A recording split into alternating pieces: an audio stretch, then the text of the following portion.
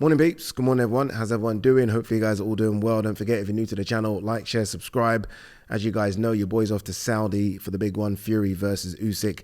And the plan when I get there is to start doing daily vlogs. That's the plan. Obviously, I'm lucky enough to be at all these big events. And when I'm at these events, I'm not doing any content on the channel, which is quite annoying. And I'm like, one second, I've got all this access behind the scenes to the fighters, stuff you guys don't see. I'm like, why don't I film that? So that's the plan. I've got a cameraman on deck. He's ready to go. The only thing I'm waiting on right now is a thumbs up from DAZN because I don't want to step on their toes, and it is proper behind the scenes access I'm thinking about. So hopefully if that gets the go ahead, we will start on Monday. I'm actually doing an interview of Tyson Fury on Monday, so that could be a good place to start. So yeah, that's the plan actually going forward. The cameraman that I'm talking about actually follows us and travels to all the events as well, so why not use him, right? So hopefully going forward you guys get a behind the scenes view of all these events, and it means I'm putting content on the channel as well. And it'll be a good place to start in Saudi, because a lot of you guys obviously don't travel to Saudi to watch the events, so you kind of don't know what goes on behind the scenes, how the events look. Hopefully I'll be able to tell you. All right, let's see what there is to talk about today. Let's start here. Lennox Lewis, even if victorious over Usyk, Fury still has 2 boxes left to tick. Does he? I'm guessing he's talking about the Usyk rematch, but if Fury convincingly beats Usyk, then do we really want to see a rematch? I don't think he will convincingly beat him, by the way, but if he does, and the AJ fight. After that, I don't think there are many boxes left to tick. Look, there always will be challenges, right? I mean, if Andy Ruiz gets past Jarrell Miller in convincing fashion, people might start saying, oh, we wouldn't mind seeing Andy Ruiz. Let's not forget he is a former heavyweight champion. He's not going to fight Joseph Parker. If Zhang detonates Deontay Wilder, people might call for that one. The winner of Agit Kabayel, Frank Sanchez, maybe the winner of Daniel Dubois, Hrgovic. So there are fights out there for him, but in terms of big fights, it can only really be the Usyk rematch and the AJ fight, which I still pray happens. Lomachenko and Kambosos make weight in Australia. Yeah, Lomachenko came in 134.9. I think Kambosos came in a bit lighter. It's strange to say, is Loma struggling with the weight, because obviously he's the smaller of the two, but as you get older, you know, it's harder to shift that weight. As you get older, trust me, it's harder to shift. I mean, these guys have done 2 stare downs that have gone past the 3-minute mark, and I don't know why you don't just stop. I love a stare down, but give me 30 seconds. 3 minutes, I don't know. Kambosos looks hyped, looks ready to go. He knows what's on the line. Obviously, I did a video about this yesterday, and a lot of the talk, as I said in that video, is about what's Loma got left. No, what Kambosos has left. Kambosos didn't look good in the second fight against Devin Haney. No shame, it's Devin Haney, but looked awful against Maxi Hughes, I thought, and lost that fight. So it's a case of what can he do next, as opposed to Loma, who actually looked good against Devin Haney. So we'll see how that one plays out. Conor Benn provisionally suspended by UKAD after appeal. This has been a nightmare for Team Benn. I'm not just say Conor, for Team Benn. So I'm talking about everyone that's involved with Conor Benn. Like, nightmare. I was just thinking about this. I broke this story on TalkSport yesterday. I say broke it, I read it out on TalkSport yesterday. And I was thinking, surely, and look, correct me if I'm wrong, everyone that knows how this all works, but surely if Conor Benn almost admitted that, something was in his system unintentionally, surely he gets a slap on the wrist and maybe 12-month ban. And it's all done by now. Surely. Now, the counter argument to that will be this: if you're Conor Benn, I'm not admitting to shit because I didn't put anything in my system. I get that. If I got done for taking something and I didn't take it, I'm fighting tooth and nail.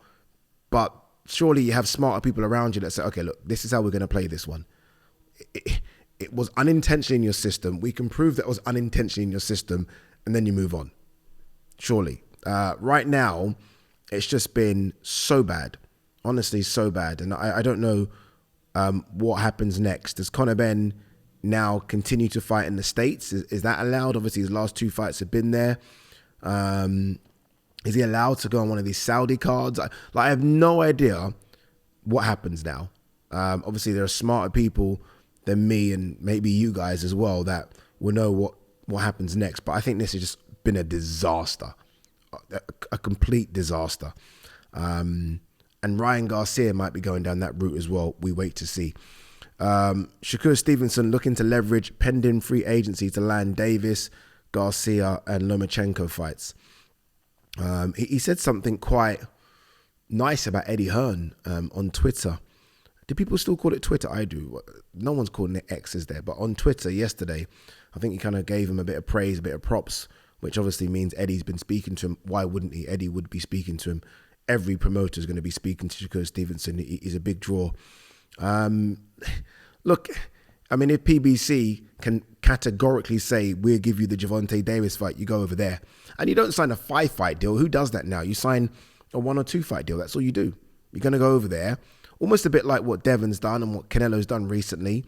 You gamble on yourself. You go over to the network and the broadcaster and the promoter that has the fight.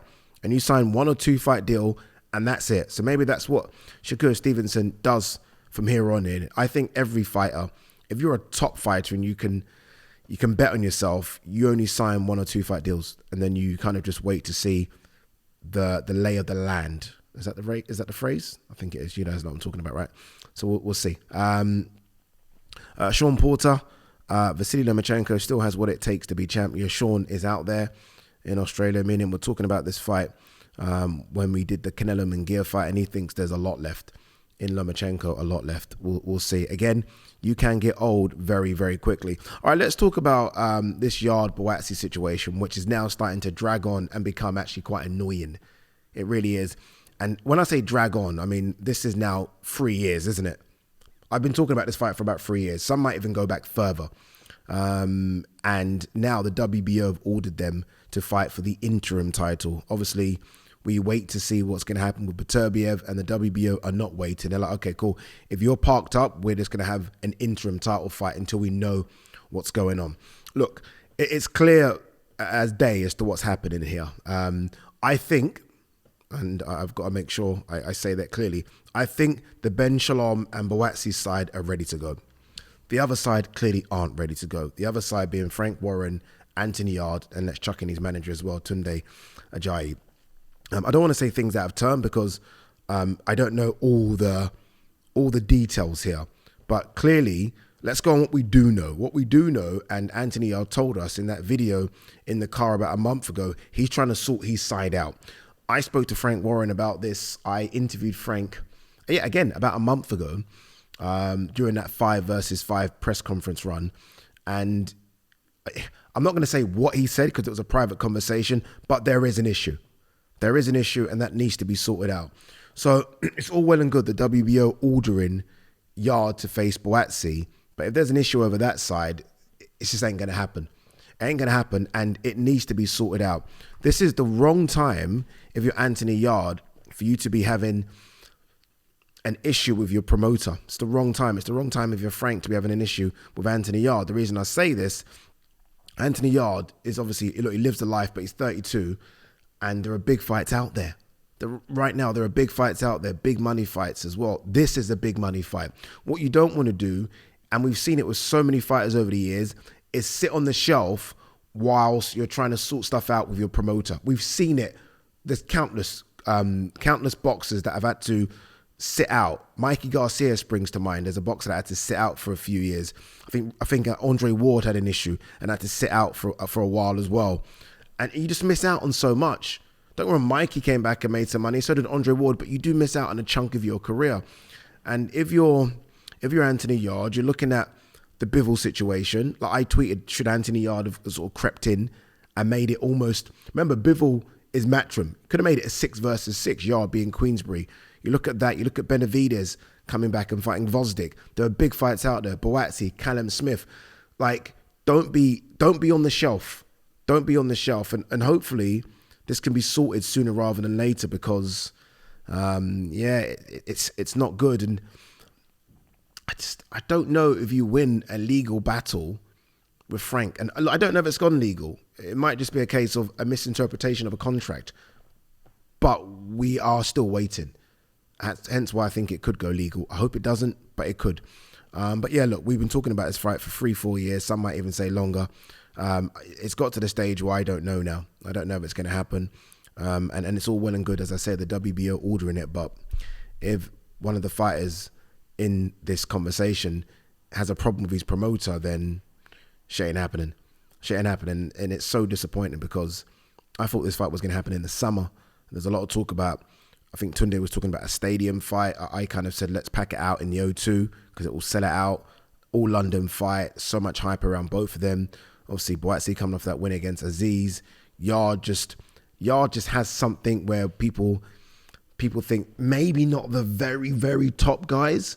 No shame losing to Kovalev at the time and Beterbiev, but the guys just below that, I think a lot of people think Yarde can beat. So Yarde has that something a bit special about him, and it'll just be a fantastic fight. But right now, we wait and see. What else do we have? What's this one? I just also could Inoue face Vasily Lomachenko? Chris Algieri says not so fast. Yeah, what's all the want to just push Inoue up in weight class? I don't know why we're so invested in that. Blair Cobbs remains certain Adrian Broner will show up to fight. Did you see this? I'm going to get this fight poster up very quickly. What am I going to type? Adrian Broner, Don King fight poster. Like Don King isn't certain Adrian Broner is going to turn up, basically, because the main event should be Blair Cobbs, versus Adrian Broner. And here it goes. And the fight poster, please let me be able to zoom in on this. Okay, I've got it. It says, it's got all the names on it. And right at the bottom, it's got a picture of Broner and Cobbs. And it says, in brackets, if Broner shows up. The official fight poster. If Broner shows up. So clearly, there's an issue. And it shouldn't be surprising that there's an issue when you factor in the two parties, Adrian Broner and Don King. Like, you've got to be a crazy motherfucker to still sign with Don King. You've got to be a crazy motherfucker to sign Adrian Broner. Yeah, crazy. Canelo not closing the door on Benavidez. Well, he kind of has. He asked for 200 million and doesn't think he would get credit for Crawford. You certainly would. Let's stop the cap. You certainly would get credit for fighting Terence Crawford. Look, at this stage of Canelo's career, it's difficult for me to critique him if he doesn't fight Benavidez or Crawford. He will just maybe fight the young guns coming up. Like Belanga looks like he's going to get it. Then maybe Mbili, and then maybe that's that. Maybe he says, you know what, fuck it, I've done enough. I've been fighting since I was 16. Nearly 20 years worth of fights. He's been in some tough fights as well. Health is wealth, and he's made a lot of money. What's left to do? Like, what's left to do? So it could just be a case of he sets off into the sunset in the next year or so. All right, I think that is it. Hopefully, as I said, we get these daily vlogs going. I think it will be fantastic for you guys to see, and it'll be kind of different content as well. So it'll be nice to do stuff on the green chair, but then when I'm out at these big events, do some behind the scenes content as well. All right, peace and love.